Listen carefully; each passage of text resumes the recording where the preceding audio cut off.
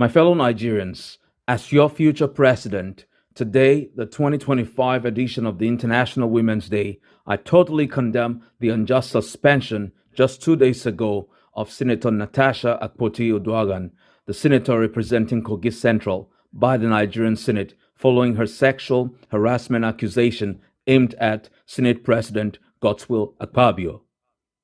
Merits and demerits of the case aside, Akpoti-Uduaghan is clearly being punished for rightly challenging the reassignment of her seat to a less visible position in the Senate chamber.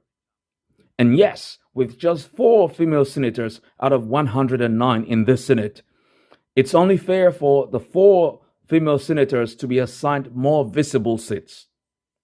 Indeed, several things were extremely wrong with the Senate's handling of the case. 1. Why on earth did Senator Akpabio, the accused, preside over the hearing? Parliamentary best practice requires that he had to step aside to allow for a proper or unbiased investigation. 2. After harshly suspending Senator Akpoti-Uduaghan for 6 months, the Senate also withdrew her security detail. That's apart from suspending her salary. This prompted a very sensible intervention by Akpabio's predecessor, Ahmed Lawan, who advised against that action. Sadly, Akpabio rejected the advice, arguing that Akpoti-Uduaghan is no longer a senator, forgetting that she was only suspended but officially remains a Nigerian senator. 3. Why did the Senate rush to indict Senator Akpoti-Uduaghan without hearing her own side of the story? It simply makes no sense. Even Senator Elisha Abo had a right of reply during his 2019 sex toy saga. Indeed, 13 out of 30 senators on the Ethics Committee, chaired by Senator Neda Imashun, didn't sign the committee's report on the case because it was predetermined, hurried, and lacked due process. The Senate Committee on Ethics clearly contravened the Nigerian Constitution. A court order had been issued restraining the committee from conducting disciplinary proceedings against Senator Akpoti-Uduaghan. The committee had until March 10th to counter the order. Senator Imashun rejected the order, claiming that the National Assembly takes precedence over Nigeria's court process. But he's very wrong, because Section 4, subsection 8 of the Nigerian Constitution states very clearly that the exercise of legislative powers by the National Assembly or State House of Assembly is subject to the jurisdiction of the courts. Similarly, Section 6, subsection 6b shows that the judiciary is empowered to judge all disputes involving the National Assembly. Senator Akpoti-Uduaghan was smart to quickly declare before being escorted out of the Senate chamber that, and I quote, "This injustice will not be sustained," end of quote. I hope so too. Also, Akpoti-Uduaghan had requested that the hearing be broadcast live, similar to Senator Abo's case. But Akpabio and Imashun sickeningly turned that down. Also, it is absolutely disrespectful that in a Thursday press statement, Remi Tinubu, wife of the corrupt Bola Tinubu, not only didn't sympathize with the obvious victim here, Senator Akpoti-Uduaghan, but instead sided with the accused by recklessly assuming that Akpoti-Uduaghan was only complimented.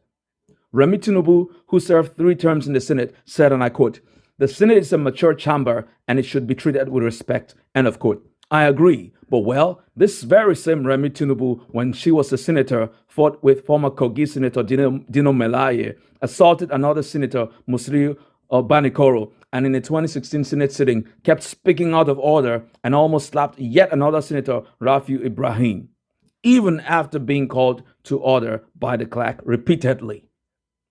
To her credit, Women's Affairs Minister Haja Iman Suleiman has lamented Akpoti-Uduaghan's sexual harassment allegations and wants to broker peace between the stakeholders. Speaking to the press, she said, and I quote, "It's an unfortunate incident. In the last National Assembly, we had 9 female senators. In this assembly, we have 4. It is not a good thing to lose more women in the National Assembly when we are already grossly underrepresented," end of quote. Indeed, it's a shame that Akpabio and his bodies didn't think of that before stupidly deciding to suspend Senator Akpoti-Uduaghan for 6 months. Either way, I hope justice is done. Ultimately, my fellow Nigerians, this Senator Akpoti-Uduaghan's unfortunate sexual harassment and wrongful seat reassignment saga is a reminder of the negative effects of Nigerian women's gross political underrepresentation, a sad reality with implications far beyond the Senate. For example, we all know of what the late great Professor Dora Kunyili faced when she went after the fake drugs cabal when she was the Director General of the National Agency for Food and Drug Administration and Control, NAFDAC, between 2001 and 2009. By June 2006, she had reportedly secured convictions for 45 counterfeiters with 56 cases pending.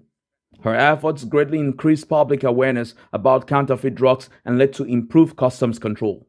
Indeed, after facing numerous death threats, including against her family, in December 2003, on her way to Anambra State, her convoy was ambushed by gunmen. Thankfully, the bullets narrowly missed her. A similar thing happened to the great Dr. Ngozi Okonjo-Iweala, the current Director General of the World Trade Organization. In fact, she wrote a book about her experience serving as Nigeria's finance minister under both presidents Olusegun Obasanjo and Goodluck Jonathan. Published in 2018, the book, titled, I quote, "Fighting Corruption is Dangerous," end of quote, is said to be a primer for those working to root out corruption and disrupt vested interests. Dr. Okonjo-Iweala's 83-year-old mom was kidnapped in December 2012 for 4 days to force her to give in to vested interests. But thankfully, she didn't. Then, in 2018, we had the Kemi Adeosun NYC certificate case that unfortunately resulted in Adeosun's resignation as President Muhammadu Buhari's first finance minister between November 2015 and September 2018 over an allegation that she illegally obtained her NYC exemption certificate. The case started after she complained that the NYC was remitting unacceptably low revenues and asked very serious questions. For example, she said daily oil production had not reduced and that the price of oil in the world market had improved, and then wondered why revenues remitted by the NYC remained stubbornly low. In other words, she went after NYC corruption and they in turn went after her. Interestingly, 3 years later, on July 6, 2021, a federal high court cleared Adeosun of the entire controversy. The court judgment stated that as a British citizen at the time of her graduation at the age of 22, she didn't qualify to take part in the NYC. By the time she became a Nigerian citizen at over 30 years, she was also not eligible for the NYC and thus didn't require an NYC discharge certificate to be appointed as a Nigerian minister. For such a reform-minded finance minister with significant achievements while in office to be forced to resign for a silly procedural matter that fell flat under legal scrutiny, something she said made her cry for months, just breaks my heart. Nigeria, we must do better.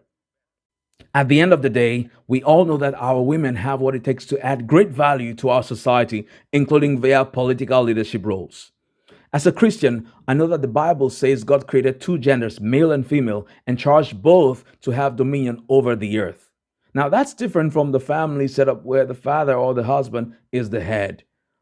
Indeed, former Chinese leader Mao Zedong, as controversial as he was, correctly said, and I quote, "Women can hold up half the sky," end of quote. For political leadership, the key, of course, for both men and women is competence and integrity. It's precisely because of her competence and integrity that if I had my way, for example, my top choice for president of Nigeria in 2027 will be the great Dr. Ngozi Okonjo-Iweala, the Director General of the World Trade Organization. Her experience as Nigeria's foreign minister and finance minister twice, coupled with her stint as World Bank Managing Director for Operations from 2007 to 2011, and now her 2 terms as WTO Director General, will easily give Nigeria the credibility needed to attract large-scale foreign investment. And, no kidding, Amina Mohammed, the Deputy Secretary General of the United Nations and former Minister of Environment under President Buhari, will make, I think, a perfect match for VP. That is in a very ideal world. But yes, if the opposition parties are serious, Peter Obi aside, Ngozi Okonjo-Iweala will be a formidable presidential candidate for Nigeria in 2027.